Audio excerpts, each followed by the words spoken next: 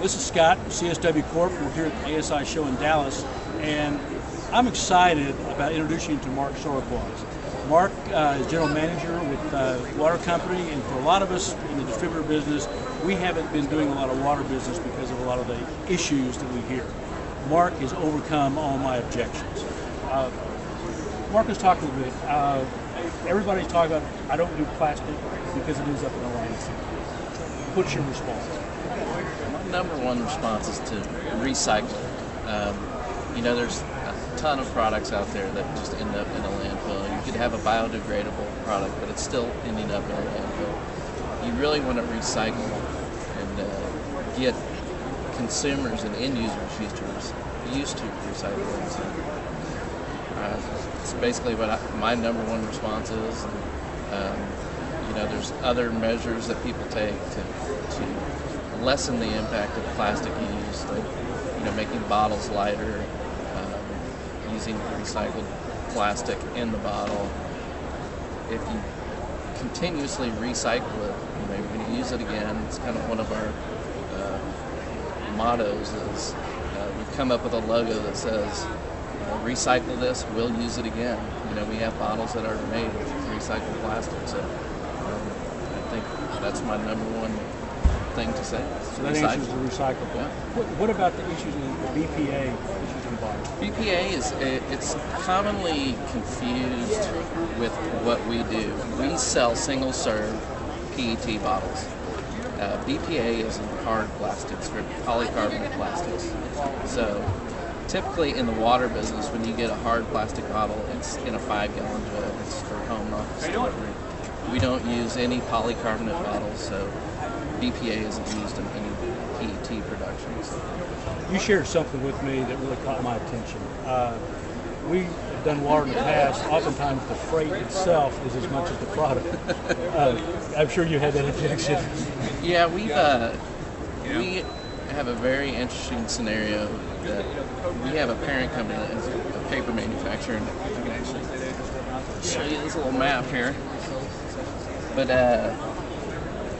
we have manufacturing plants for paper in Dallas, LA, Chicago, Pennsylvania. We have another one actually in Miami.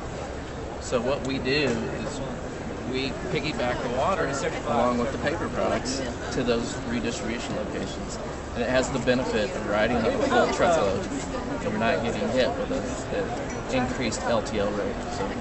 So in other words, you can recycle everything, you cut my freight costs, so now you've got branded water as a great promotional product for almost any use. You shared something also with me about down the road when you're going with on the packaging, on your film. Yeah, I kind of went into the way demand of recycled products has come about. It's been hard to find.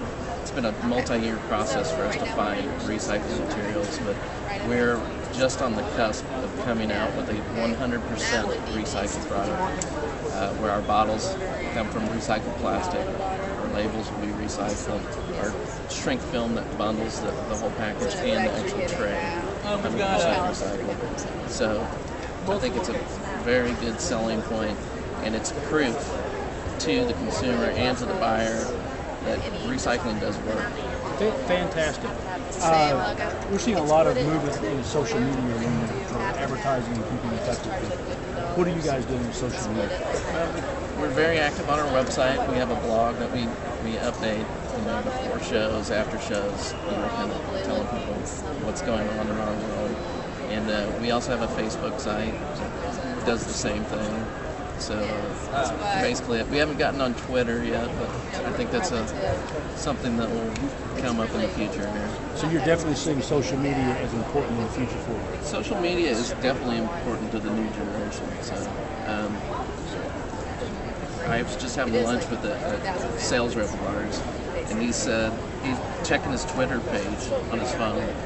I go, "What are you doing?" He's like, "I'm reading news." I was like, "News on Twitter?" He's like, "Yeah, I just follow ESPN or I follow whatever." So if you're an active part of a customer's business, I think it would be beneficial for them to follow your company, to know when your sales specials are coming up, to know when you're going to attend an event, a trade show like this. Well, great. Let me ask you one final question. How's your experience been so far the last day or two with your ASI show? We do really well. And I don't know if it's because we give out free water, but we get a lot of people coming up to the booth. It's a very usable product. Everybody drinks water, so it's a walking billboard for us. You know, people are walking around the show floor. Our product promotes them to come to our booth. It's a little walking billboard. So Walking, and you solved the recycling issue. okay, And that's important.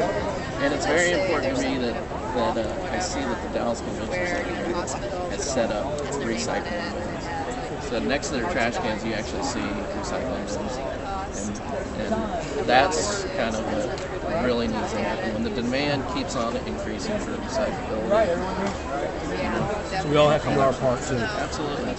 Mark, I appreciate your time. Thanks. Thank you. Thank you. Besides the cost wise, that is the number one thing Absolutely. having overcome. Because, you know,